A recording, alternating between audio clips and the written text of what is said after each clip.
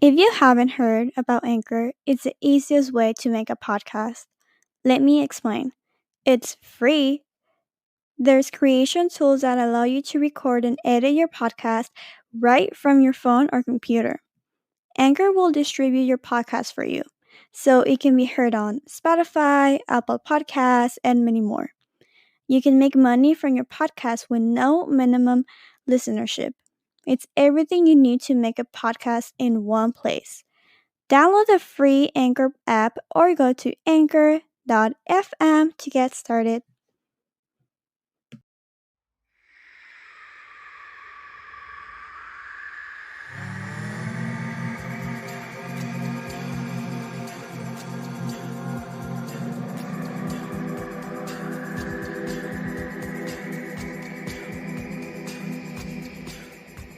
Hello, welcome to the Dance Research Podcast. I am your host, Alexa Lopez. How are you doing today? I have my cup of coffee right now. I am a little sleep deprived, and I'm gonna tell you why. I sleep with my window open because it's hot, and today I'm recording on June 20th, meaning yesterday was Juneteenth, and I believe one of my neighbors had like a get together or something. I don't know if it was Juneteenth related, but they were having like a get together, and I got woken up around like 3 in the morning, and I was like, what's going on? And they were like arguing like right outside my house, and I was like, oh my god. So I went and checked it out on my window, and they were right there, and they were yelling at each other, and I'm pretty sure they were a little drunk or something. I mean, I'm sure they were. And one of the girls that was yelling, she started hitting someone, and it was another girl, another lady. So they started punching each other, and everyone was going like, whoa, whoa. And it was crazy. It was like in the middle of the night, and people were fighting. And I saw that one of my neighbors heard it too, so they turned on the lights, and it was something crazy. Then I heard my brothers, they were awake, so I opened my door and I was like, come here, come here, they're fighting. So we were all watching from my window because I had like a good view of everything, and that went on for a while. It was probably like 30 minutes of them like fighting with each other, and eventually it died down, but they were still kind of like screaming. That one girl was still like trying to fight someone, and I don't know what happened, but I was just kept up in the middle of the night, and it was it was wild. I've never seen something like that in my neighborhood, which is weird. Anyways, we are here to discuss dance. Um, we are talking about TikTok and TikTok dances. So, what is TikTok? Well, according to Wikipedia, TikTok is a Chinese video sharing social networking services owned by ByteDance, a Beijing based internet technology company founded in 2012 by Zhang Jiming. It is used to create short dance, lip sync, comedy, and talent videos. Currently, there's a lot of Gen Z generation in TikTok. It has gained popularity in their generation, and they use it for like memes, like really funny stuff. There's a lot of activism and talent videos and dances. I'm a hip hop instructor, and I teach teen hip hop, and I went in one day and I started teaching a choreography to a song called Eyes, Lips, Face, I believe it was called. It was really cool. I like the song. I like the beat. I like the vibe of the song. So, and it was clean, which is always a good thing because it's really hard to find clean hip hop songs.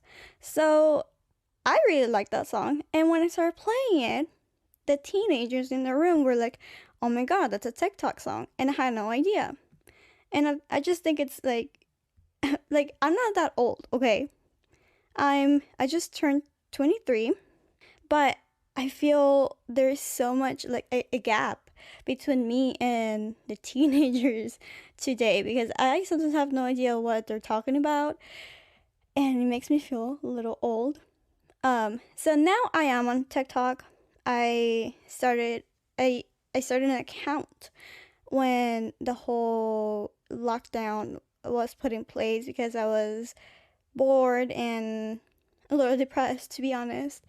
And I was receiving a lot of TikToks from my boyfriend, and I thought they were pretty funny. So I was like, oh, might as well just see what's going on in there. And I was like obsessed. And now I do make videos from time to time. And I've seen that a lot of people, like millennials and what is that, Generation X or something? It's like my parents, they have TikTok now, and it's kind of weird.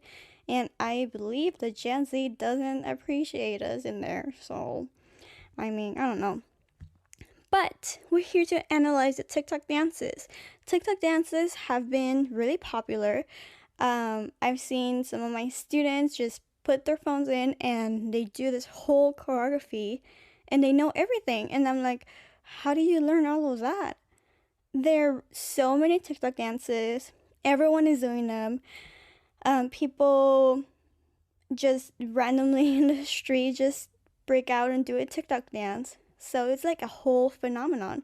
And I'm so intrigued by it. Like, how does this contribute to our our dance world, you know? So I feel like this is a trend, and we're gonna go over a few trends throughout the decades. In the 1920s, we have the Charleston.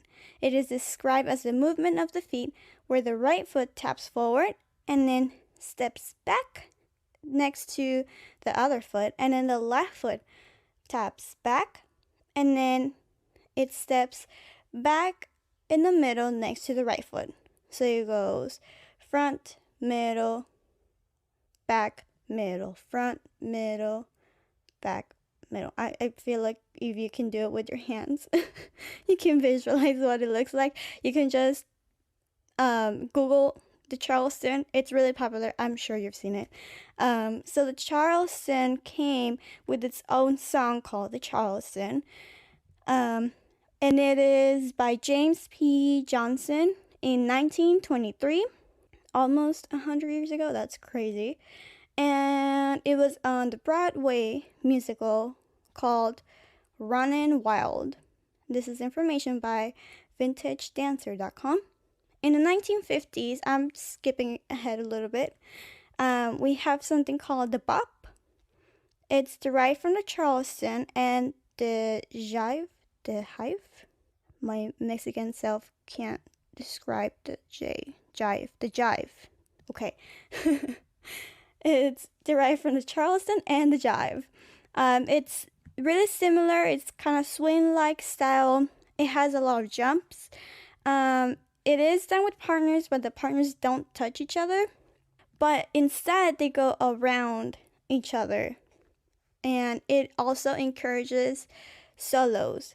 So you can be dancing with someone, but you can do your own solo at the same time. This is information by dance.lovetoknow.com. And we have in the 1980s, the Running Man. This, I think it's the most popular thing that we have. It was popularized by Janet Jackson, Vanilla Ice, and MC Hammer. This dance involves you standing in the same spot. You shuffle your legs like a runner, and you move your arms in a modified push-up. According to the TorontoSun.com, and I chose the early 2010s.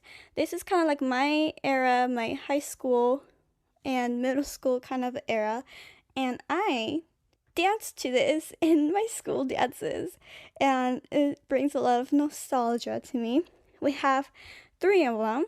We have the Dougie, which is a sway side to side. We have the Cat Daddy. It's like a motion of you rolling your arms as you go up and down in your lower half of the body.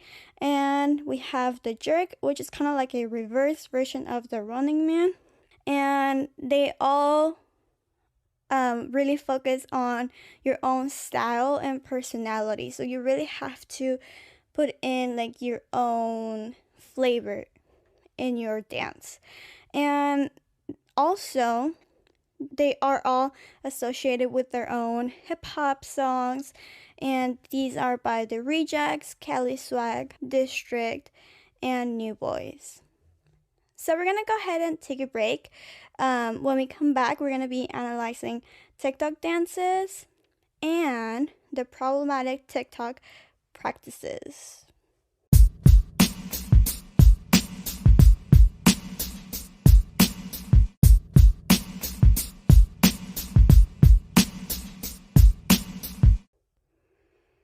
And we're back. We are analyzing TikTok dances now. So if you recall from before the break, we discussed different trends throughout the decades. And what do they all have in common? They're usually just a simple step. Just a step. And that's really it. The difference between TikTok dances and the past trends that we have seen throughout the ages is that TikTok dances compile several moves to make up a phrase rather than one single dance move. And that is really interesting because I don't think we have seen something like this anytime before. And what do TikTok dances have in common? Well, all the moves have to be in place and they can't really travel in large distances. And this is because of the nature of the app itself. It is in a vertical platform. So all the dancers have to fit in that vertical aspect of the app when they're dancing. Also, they have a lot of hand gestures. They often depict what the song lyrics are saying. They have some hip-hop top rocks in their footwork. If they do have any footwork, they're mostly really hand gesture-y type of things. They have a lot of facials. They often show expressions or lip-syncing lyrics. The big thing is accessibility. Accessibility for non-dancers to pick up choreo. It has to be easy enough for anyone to dance. It can be super complicated. But I will say that more complicated versions of the same dances do get a lot of attention. A lot of trained dancers doing a lot of tricks get a lot of attention in TikTok. But in those similarities, we have a lot of variability. For example, we have group dances. And an example of this is the dance for Blinded by the Light. This is by The Weeknd. It's usually done in a trio. The dance called Something New, usually done with various numbers of people in a single line. It gives each person the chance to do the dance phrase by itself. And we have the single person dances. And these examples are Renegade and Savage. So now, there's been a lot of criticism on the TikTok platform. And there are a lot of problematic things about TikTok itself. For one, we have shadow banning. What is shadow banning? I feel like TikTok kind of popularized this term. According to Urban Dictionary, shadow banning is when totalitarian entities use automated algorithms in social media to back page or make content or users no longer findable. These bans are usually set in place to prevent quality content such as criticism, investigative methods, or political commenting. So, TikTok has been accused of allegedly using its algorithm to suppress black creators and push white creators on the quote unquote For You page. An example of this is if you search Renegade and the top 2 posts that you find are of MTV showing Charli D'Amelio, which is a really, I feel like she's the most popular TikTok creator. She is a trained dancer, but she gets a lot of the credit for most TikTok dances, and that's where people have a problem with her. So they show Charli D'Amelio, and she's doing a very lazy version of the Renegade dance, and she's doing it on a red carpet. And the other video is of Addison Rae. She's another really popular TikTok creator, and she's featured in the NBA. She's teaching the cheerleader squad how to do the Renegade. Both of them are trained white dancers. None of them are the creators of Renegade, and often credited for other dances created by black TikTokers. Another thing of what TikTok has been accused of lately is suppressing poor and ugly creators and pushing for rich and pretty looking creators. So, how can we help? Let's meet the creators that actually choreograph these dances. For example, Jalailah Harmon is the 14-year-old black creator who choreographed Renegade. You can find her at Jalailah Harmon on TikTok, and I believe she's on Instagram as well. And we have Kiara Wilson. She's at kiki.janasia. She's a 19-year-old black creator who choreographed Savage. So when you are planning on performing or dancing these dances on any platform, what should you do? You should tag, credit at any of the creators who have choreographed these dances. And this is really like the basic. This is what you need to do in kind of any project that you're doing. If you are writing an essay and you get information from different websites, you usually have to have a page at the end that where you write all your sources, right? So why can't we do it when we like quote unquote copy other dances from different people? I feel like that's the first step that we all need to take when we are dancing dances that we did not create.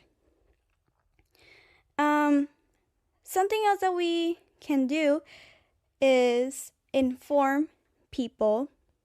You can comment on their post and be like, hey, you didn't credit this choreographer. Please make sure that you credit them, and do it in a simple way, in a respectful way, so that we can all get in the habit of crediting people. Also, we have the power to help the algorithm. TikTok has a really useful algorithm, I feel, and the more you interact with content that you're interested in, the more it will push content that you're interested in. And I think that's really great. So if we want to help erase the shadow bans, we want to boost these creators up, what we can do is like their content, comment on their content, and share their content. And yeah, so this is the TikTok dance technique. We have analyzed it, and we have addressed the problematic practices of the TikTok platform and how we can help. So if you have any other questions about TikTok, or if you want to send me more information about TikTok dances, TikTok creators, please let me know. You can send me a DM on Instagram or Facebook. It's at the Dance Resource Podcast everywhere. On social media, I'm on Twitter as well. I'm on Pinterest if you're into that. Or you can send me a good old email at the danceresourcepodcast@gmail.com. I have been forgetting to tell you also that if you go on my Anchor account, Anchor is the platform that I use to upload my podcast episodes. If you go on my profile there, you can leave me a recorded message, and I can feature it here on my podcast. So if you have any questions, you want to tell me something, please go and send me a voicemail. That will be so awesome to have you here and kind of hear what your questions are, what things you want to tell me. That'll be awesome. My profile, hold on, let me pull it up here. Okay, so you can go to anchor.fm/the Dance Resource Podcast, and you will find my profile there.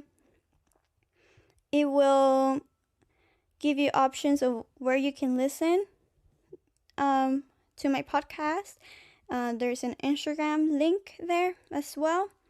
And there's a message button. You can go on the message button and you can record a message for me. And I can feature it here on my podcast. So yeah, this is a shorter episode, but I hope that you found it entertaining and that you kind of learned something today. As always, I'm here to educate you. You're here to educate me and each other. Thank you so much for giving me a listen today. I hope to see you next week for our 6th episode. And we're gonna have a very special guest. Her name is Terry Wilson. She's a professor. She was my professor. And we're gonna talk about the different stages of the dancer's life. So please don't miss next week's episode. And I'll see you there.